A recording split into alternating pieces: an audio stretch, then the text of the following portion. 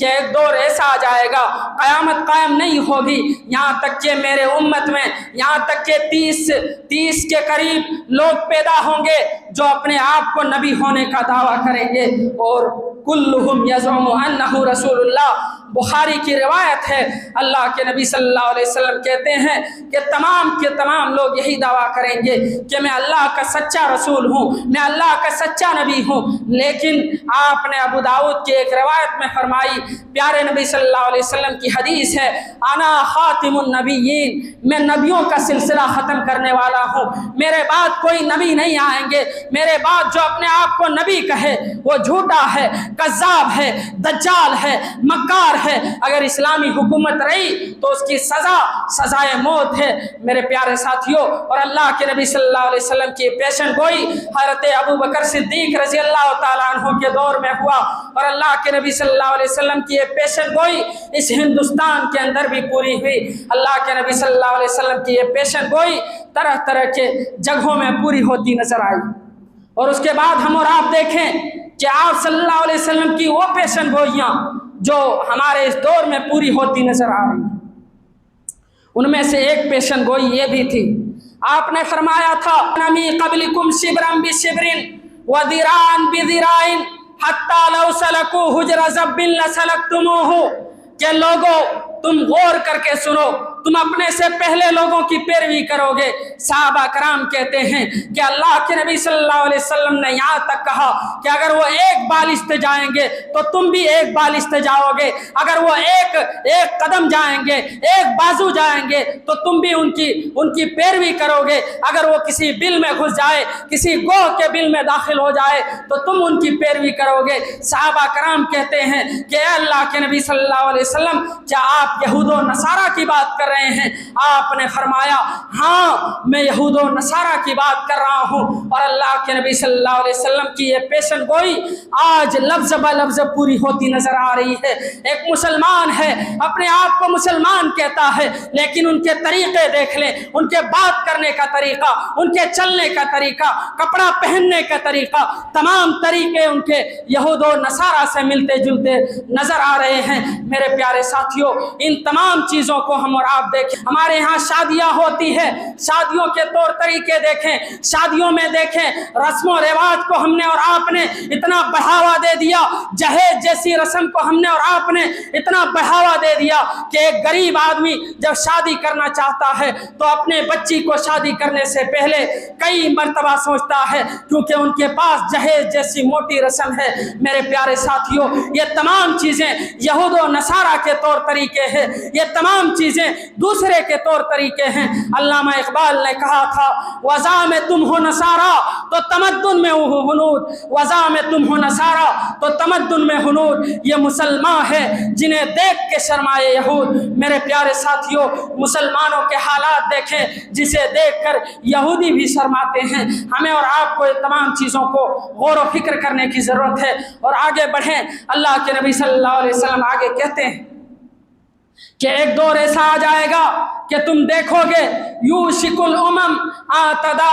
کما تدا الاکلۃ الی قصاتها، کہ تمام امتیں تم پر ٹوٹ پڑیں گی اسی طرح جس طرح ایک بھوکا آدمی اپنے کھانے پر ٹوٹ پڑتا ہے، اپنے کھانے کے پلیٹ پر ٹوٹ پڑتا ہے۔ میرے پیارے ساتھیوں، آج وہی دور ہے۔ اللہ کے نبی صلی اللہ علیہ وسلم سے فقال قائل، ایک آدمی کہنے والے نے کہا من قلۃ نحن یومئذ، اے اللہ کے نبی صلی اللہ علیہ وسلم، کیا اس وقت ہماری تعداد کم ہوگی؟ کیا اس وقت ہماری کاؤنٹنگ میں ہماری کمی شمار کی جائے گی؟ آپ نے فرمایا بل انتم کثیر، اس وقت تمہاری تعداد بہت زیادہ ہوگی، ولکنکم، لیکن تمہاری حیثیت ہوگی، ولکنکم غثاء کغثاء السیل، تمہاری حیثیت پانی کے اس جھاگ کی طرح ہوگی کہ ہم اور آپ دیکھتے ہیں پانی میں جھاگ ہوتا ہے، ببولے اٹھتے ہیں، اس کے بعد وہ ببولے فوراً پھٹ جاتے ہیں اس کی تعداد بہت زیادہ ہوتی ہے۔ اور آگے آپ صلی اللہ علیہ وسلم نے فرمایا کہ اللہ تعالیٰ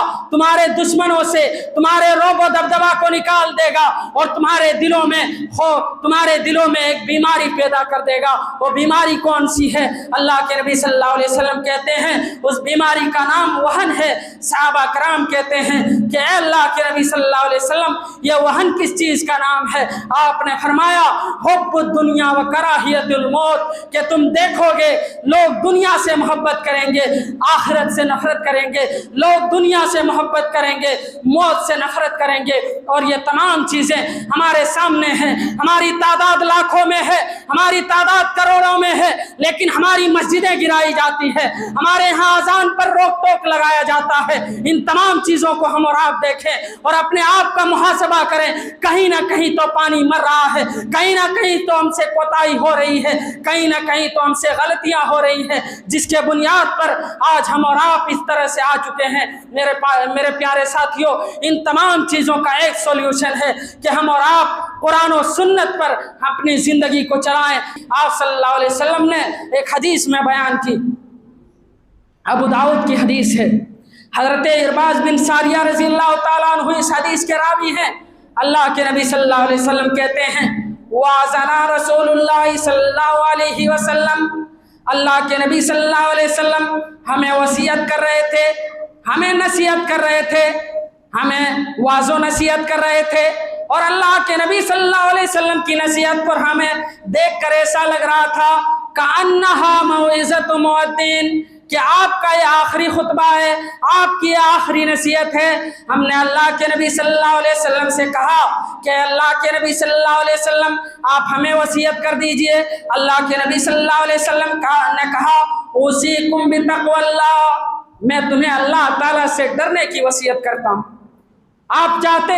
تو آپ یہاں کہہ سکتے تھے کہ میں تمہیں نماز پڑھنے کی وصیت کرتا ہوں، میں تمہیں روزہ رکھنے کی وصیت کرتا ہوں، میں تمہیں عبادت کرنے کی وصیت کرتا ہوں، لیکن اللہ کے نبی صلی اللہ علیہ وسلم نے ان تمام چیزوں پر جس چیز کو مقدم رکھا، سب سے پہلے جس چیز کو رکھا، آپ نے کہا کہ میں تمہیں اللہ تعالیٰ سے ڈرنے کی وصیت کرتا ہوں۔ اللہ تعالیٰ سے جب کوئی آدمی ڈرے گا وہ نماز بھی پڑھے گا، روزہ بھی رکھے گا، عبادت بھی کرے گا، اللہ تعالیٰ کے حرام کردہ چیزوں سے بھی بچے گا۔ اور ایک انگلش رائٹر لکھتا ہے we can't get success without تقوی، ہم تقوی کے بغیر کبھی کامیاب نہیں ہو سکتے، ہم تقوی کے بغیر کبھی کامیابی کو نہیں پہنچ سکتے۔ اور اس کے تحت انہوں نے ایک آیت لکھی ہے، اللہ تعالیٰ فرماتا ہے وَاتَّقُوا اللَّهَ لَعَلَّكُمْ تُفْلِحُونَ، and fear Allah that you may success، تم اللہ تعالیٰ سے ڈرتے رہو، اللہ تعالیٰ امید ہے کہ اللہ تعالیٰ تمہیں کامیابی سے ہمکنار کرے گا۔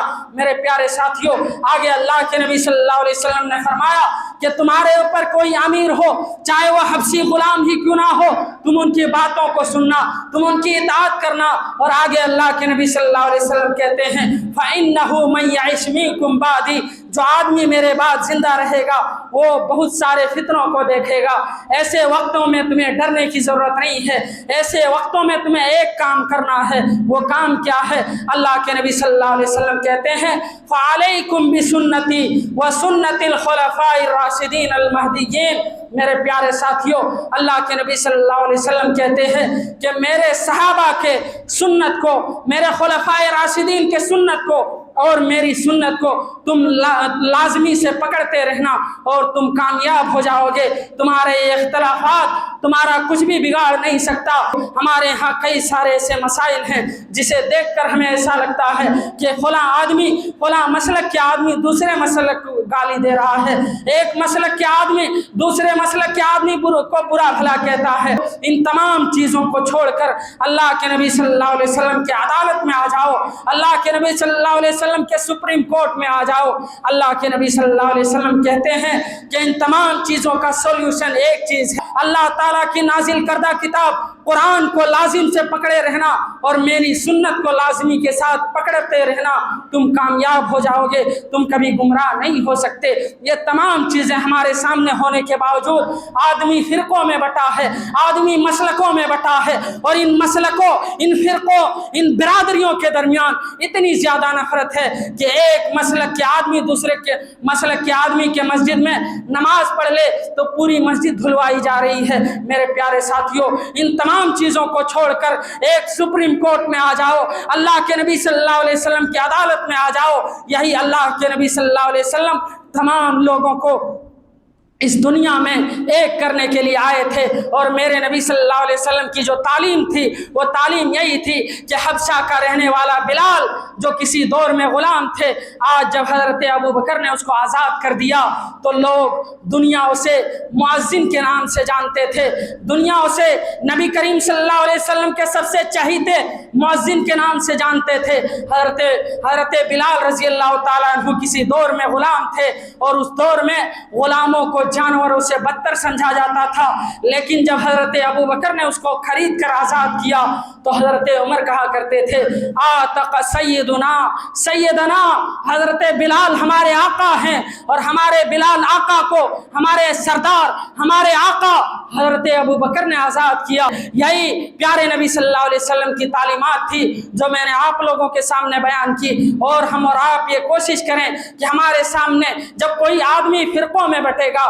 جب کوئی آدمی ٹکڑوں میں بٹے گا، مثال کے طور پر آپ کے پاس کئی ساری لکڑیاں ہیں، آپ نے اس کو الگ الگ کر کے رکھ دیا ہے، کوئی آدمی چاہے گا تو پل بھر میں اسے توڑ سکتا ہے، لیکن ان تمام لکڑیوں کو ایک ساتھ جمع کر کے اگر آپ رکھ دیں گے تو واللہ کسی آدمی کو اس لکڑیوں کو چکنا چور کرنے سے پہلے 1000 بار سوچنا پڑے گا۔ ہم اور آپ اللہ کے نبی صلی اللہ علیہ وسلم کے سپریم کورٹ میں آ جائیں، اکیلے اللہ کے نبی صلی اللہ علیہ وسلم کے سپریم کورٹ میں آ جائیں، اتحاد پیدا کریں، یونٹی پیدا کریں، ایکتا پیدا کریں۔ میرے پیارے ساتھیوں، ہمارے سامنے جو اختلافات ہو رہے ہیں ان تمام چیزوں کو چھوڑ کر ہم اور آپ ایک دوسرے کی طاقت بنیں، ایک دوسرے کے ساتھ کھڑے رہیں، اور جب ایک دوسرے کے ساتھ کھڑے رہیں گے تو ہم اور آپ طاقتور ہو سکتے ہیں۔ ہماری طرف غلط نظر اٹھانے سے پہلے لاکھوں لوگوں کو سوچنے کی ضرورت پڑے گی۔ ہم آخر میں اللہ تعالیٰ سے دعا کرتے ہیں، باتیں بہت ساری تھی لیکن وقت اس بات کی اجازت نہیں دے رہا ہے